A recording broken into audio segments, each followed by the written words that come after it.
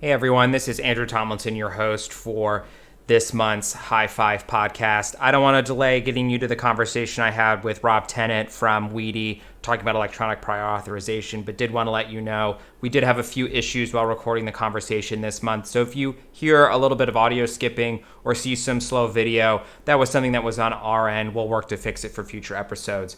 But without further ado, present to you the September High Five podcast.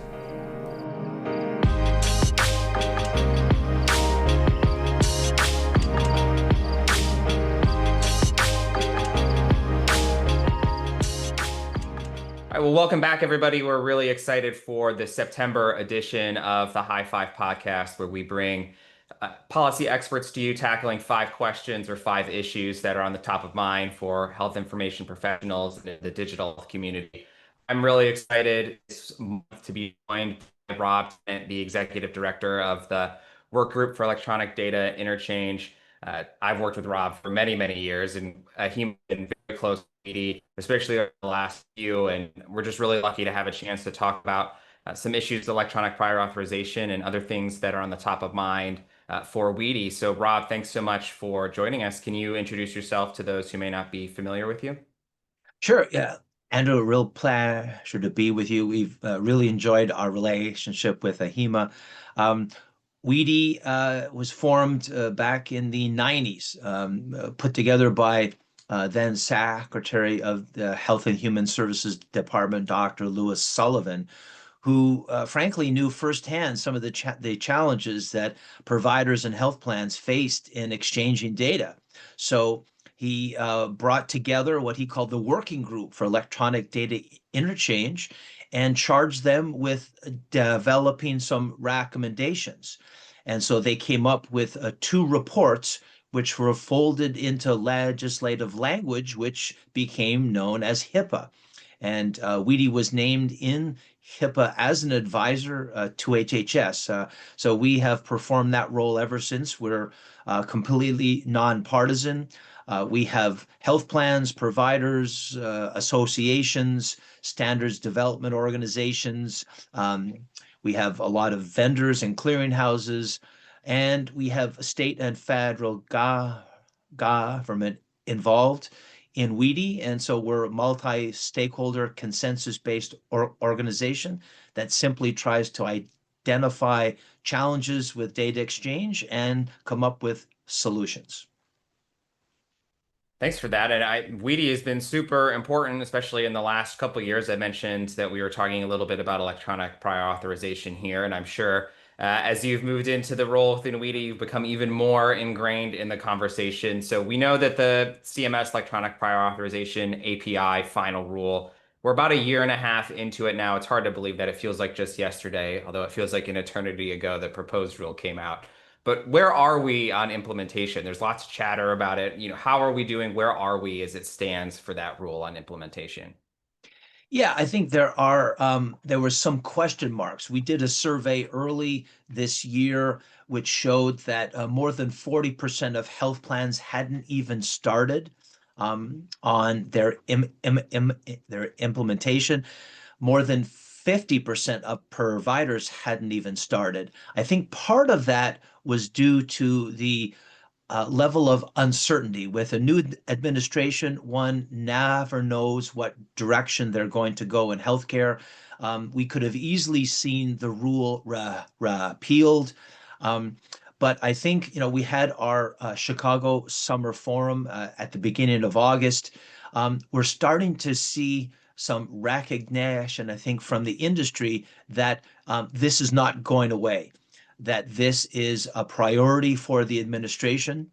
And I think there's been a couple of actions that have happened that have sort of solidified that this change in the way we do business, in particular around prior authorization, is going to happen. One was the June 23rd announcement by about 50 of the leading commercial health plans. They were brought together by HHS and they signed a pledge.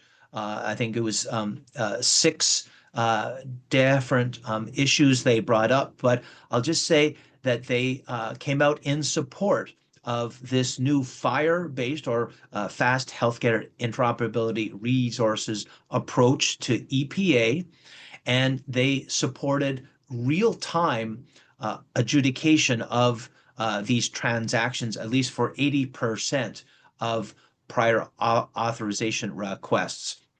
So this sent a signal which was critical, because if you look back at the proposed and then final rule, not all health plans were included as impacted payers. So commercial plans in particular were excluded from the rule. The concern that many had was if you're a provider or you're a vendor developing a solution, if it's only for a small percentage of a provider's contracted payers or their patients, then perhaps they wouldn't invest in the time and resources to stand up a FHIR solution. Hopefully, with the announcement from these leading health plans, it takes away some of the uncertainty. The other issue, I think, which is important, is would software developers, the ones that work with providers, would they step up and produce the software necessary for providers to take full advantage of this really revolutionary approach to exchanging data? That again, in part, was addressed by the recent release of the HTI-4 final rule, which included the EPA APIs in the certification requirements, and I think also named the implementation guides, which I think addressed an outstanding issue regarding where in the workflow should EPA be placed. And I think that's still a question for the industry, but I'm hopeful that that will be solved. That event that you mentioned in Chicago was great. I had a chance to listen into it. What's been interesting, as you've talked about, is the changeover at the administration, as well as those that have been leading it, right? Alex Muggy was leading a lot of the work on that, has transitioned out of the administration, and Scott Weinberg's been great and is continuing to lead that. But there were a lot of questions too on, okay, some of the civil services turning over as well that were leading it. What's it going to look like? You kind of touched on some of the challenges and some of the maybe impediments as it relates to moving forward with EPA and putting in some of these APIs. Where do you think the biggest challenges are that are preventing more of the successful implementation? You touched on HTI-4, maybe that can help a little bit there, but how does the private sector, maybe partnering with government, get us further down the pathway to making electronic prior authorization more of a reality? Yeah, I think one of the challenges is the nature of prior authorization itself. Compared to something like a claim or a remittance transaction, which is relatively straightforward, prior authorization, I consider it more of a conversation between a provider and a health plan rather than a simple transaction. For certain types of services, it is fairly straightforward. And I think those ones are going to be relatively easy for health plans to support. As many of you know, there are three aspects to EPA in the final rule. There's coverage requirements, discovery, which essentially, if you boil it down, it's the provider has a patient, they want to order a service. They want to find out from the health plan, does this service require an authorization? Um, but like all things healthcare, once you peel away the top layer, you realize how challenging even that simple question is. So, for example, if you want the patient to have a knee replacement, it may not be a yes or no answer from the health plan. So, for example, they may say it does not require a prior authorization if you have done certain services in the past. So, for example, has the patient tried physical therapy, or have they had a cortisone injection? They may have requirements. And the challenge for the health plan is building in all of these elements into the answer going back to the provider. Another issue is the provider gold carded under the health plan? So, for example, they may be gold carded across the board or only for certain services. So, how will the health plan uh, be able to ping various what I call data silos in order to get the provider the answer that they need? What the other challenge is speed. If you think about fire, the first word in fire is fast. And the idea is the health plan responds to the provider within a few seconds.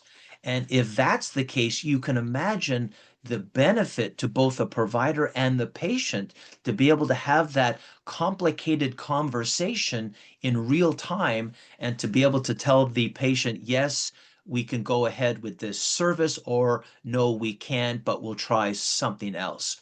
To be able to for the health plan to gather all the necessary data, pull it together, and provide that answer in real time, I think is going to prove a little bit of a challenge. So I think part of going forward is being able to test. And I know we discussed this at our Chicago meeting. There's been very little sort of hard evidence of how this is going to work in the real world of healthcare. So I think over the next 6 to 12 months, I'm hoping that we'll get more examples of payers and providers collaborating and sharing their experiences, first with this CRD, which I expect will be the one that most of the industry will focus on going into the later part of 2026. The second piece, which is document templates and rules, or DTR, I would argue that that potentially has the biggest potential bang for the buck of anything to do with EPA. So what that is, it allows the provider to know exactly what the rules of the road are regarding that service and authorization from the health plan. So if you're an orthopedic surgeon, you can ping the health plan and ask for what their rules of medical necessity are ahead of time, and you can build that into your workflow. So again, that is going to be a challenge for health plans and the industry, because these rules are complicated, and they have to be moved from what might be in a spreadsheet into an API format to allow Fire to gain access again in real time, which is going to be a challenge. But again, I'm hoping that once we can prove the concept, I think we'll start to see the incredible value that this brings to both the provider and the health plan, and of course to the patient. So the better information the provider has, I'm hoping that that will also reduce costs, because if the provider knows that this test requires a prior authorization, but another test does not, and it's cheaper for the health plan and for the patient, then they can go that route. So a lot of opportunities.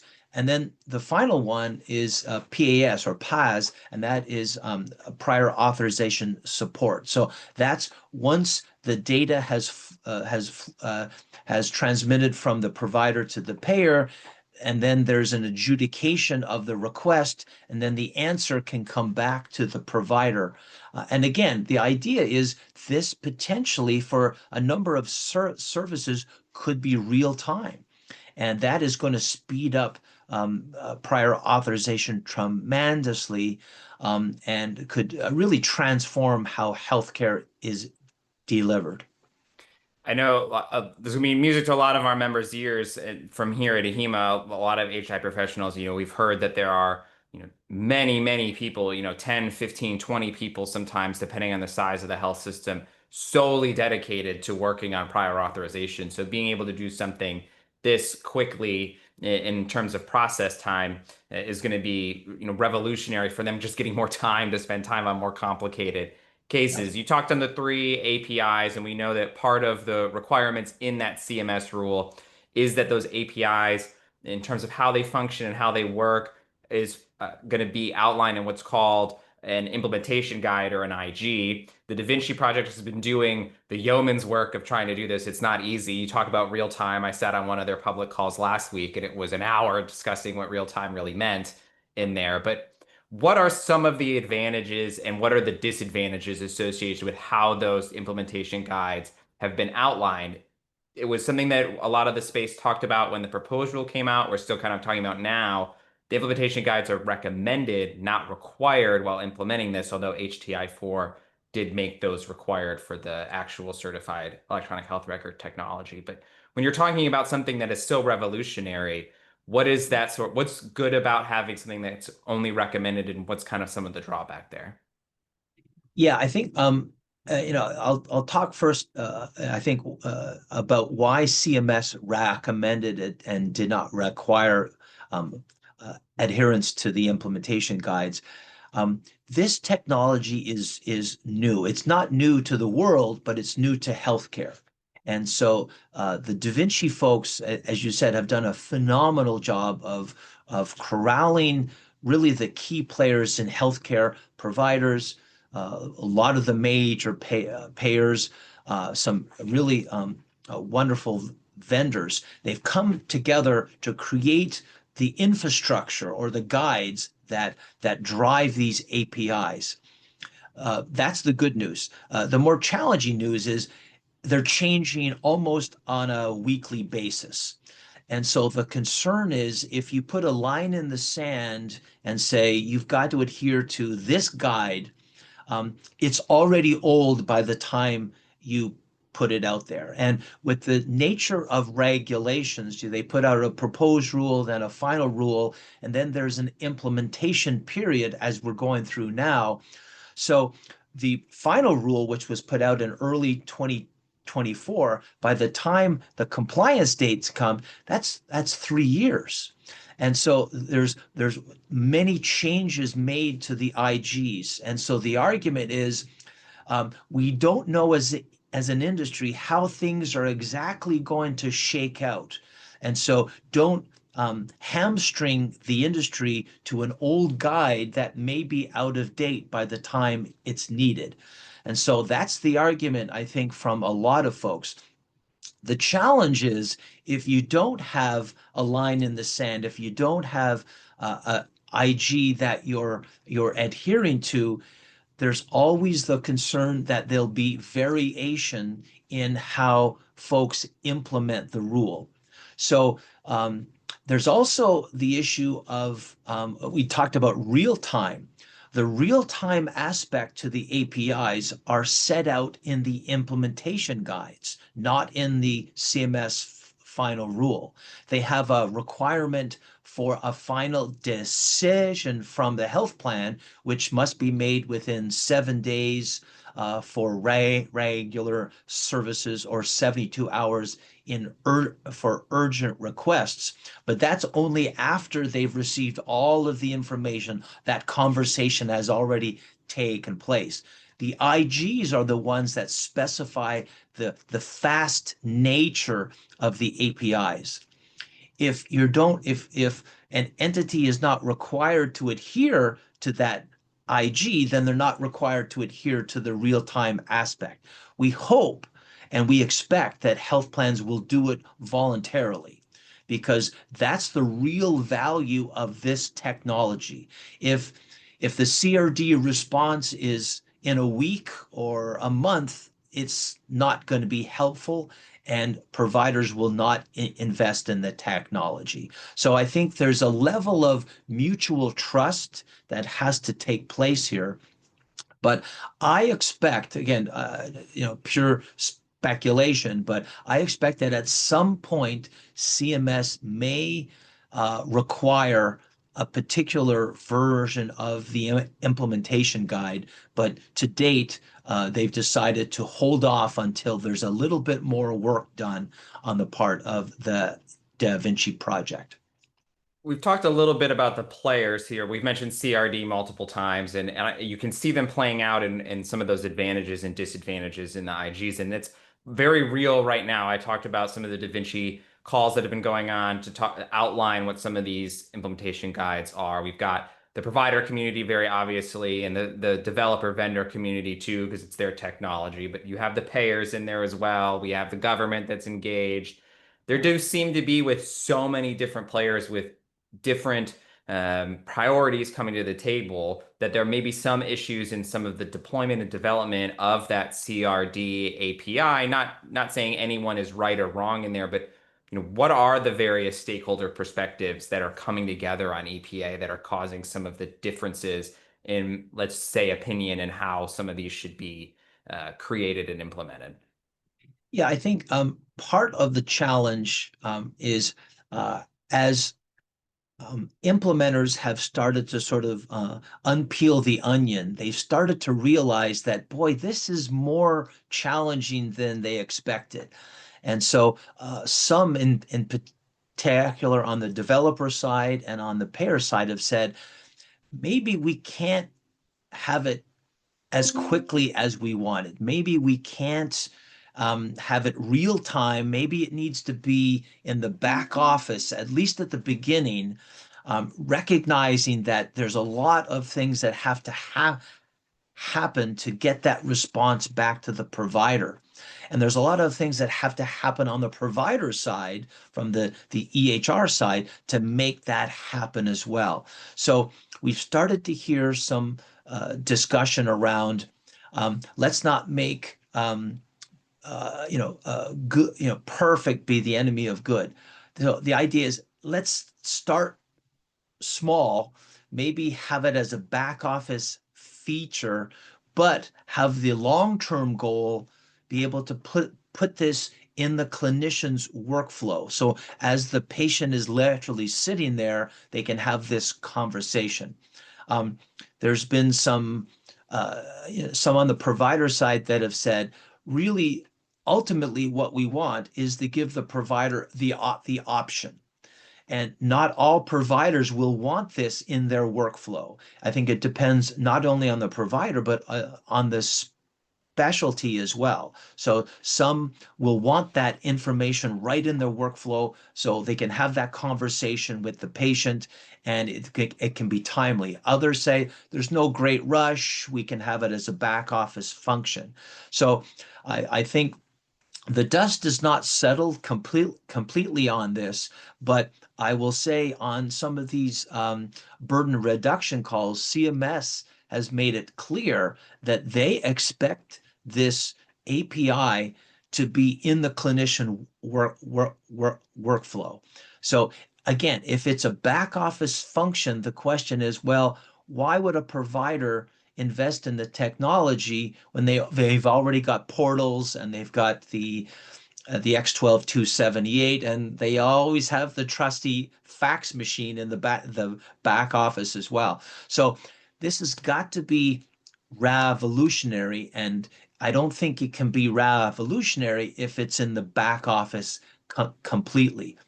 The other aspect here is there is the benefit for the payer if it's in the workflow. So then the provider can know immediately that one service requires a PA and the other one does not, and they'll pick that one, which again could be less expensive, especially if they're in a value-based care, a risk contract. The provider will want to know what's a lower cost option. And ultimately, we're not there yet, but ultimately, the idea is could there be more data flow to the clinician at the point of service, which gives, for example, what the patient out of pocket expense would be for various options. And then again, they could steer care towards perhaps a certain facility or a certain type of service, which would lower costs again for the payer and the provider, and provide lower costs for the patient. So I guess my point is that this EPA final rule, I believe, is the beginning. It's not the endpoint. And the hope is for a lot of us at WEDI is that it changes the dynamic in how data is exchanged between providers and payers that could expand into quality reporting, chart abstracts, value-based care, all of the elements that require data to move from point A to point B. Once you automate that and improve the efficiency of that data exchange, really the sky is the limit. I could get a number of our members line. I would say that probably in the hundreds that will talk to you about the portal problems in the back. And I understand that we've moved on to killing the clipboard, but I bet you there's a few national coordinators that would shiver if the knowing that the fax machine is still going on. It's talking about the revolutionizing of the way that care is delivered to. I can even think about my own care. I need to have something done, and the doctor said, "Well, you got to call and they'll schedule it, and then there's still a prior, this thing." And I was like, "Yeah, I'm aware with prior auth." And it's imagine the doctor being able to just say right there at the point of care, "Ah, okay, yeah, actually." This insurer in your state doesn't require it. So we're good to go. Just call, schedule. I'll see you in 2 weeks versus that kind of unknown. Hey, it's going to be $20 or it's going to be $970. It's kind of unclear. You talk Exactly. about the endpoint. I'm sad that we're at the end of this conversation. I feel like we could talk forever on some of this, but many see implementation for this final rule as the beginning, as you talked about. WEDI's right, hoping that it's going to continue on from the goal. But when we're thinking about actually being able to see true API enabled EPA, I've heard people say 2030. I've heard people say, oh, it'll be ready at the compliance deadline. When do you and when does WEDI think that we're actually going to see sort of revolutionized active API enabled electronic prior authorization? I'll use the analogy of electric cars. For years and years, there was only a handful of electric cars out there, but the use of that technology has grown. You need the infrastructure in place, and I think that's going to be the challenge. I think a lot of health plans um, will meet the January 1, 2027 date. I don't think a lot of providers will be ready to begin exchanging data on that date. I'm hopeful, and I think it'll be led by, as it always is, by the larger groups like the Mayo Clinics and Johns Hopkins and Geisinger's and folks that have more resources. And they also see the advantage of this, and they've been involved in the development of the standard itself. Those leading edge folks, multi-care out on the West Coast, they've been doing this for about 3 years. So they're starting to see the value. Um, it's not going to solve all problems. It's not going to solve all of prior authorization challenges. But I think it's going to be a little bit of a slow burn at first. But I think the goal for us at WEDI and I think for the broader industry is to prove the value of this new approach, not just to the provider, but also to the health plan. If the health plans strongly embrace this and work with their provider colleagues, I think we could see uptake grow exponentially. It'll take a while. And for those that have been around, I remember the days when e-prescribing, the rates in the top states, Rhode Island and Massachusetts, were at the 5, 6, 7% range. That has all changed. Now, e-prescribing is everywhere. It's 80, 90% of data exchanges. It'll take a while, but I think, if there's proven value, I think the uptake will take place. But one thing WEDI will be doing is monitoring the industry. We'll continue to survey the industry to see where folks are, but also to see where they want to be. Like we discussed, the idea, can we use APIs in other areas to improve healthcare. And so we'll be watching that very closely.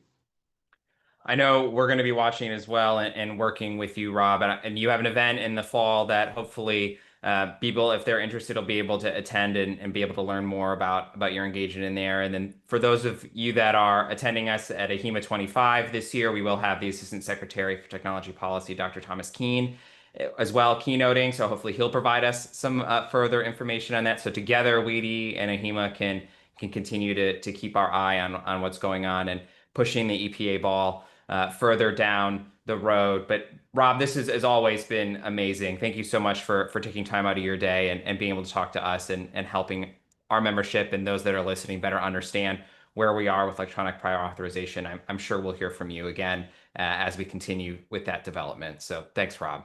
No, I appreciate that. I appreciate the collaboration between our two organizations. You guys do phenomenal work, and look forward to working with you more in the future.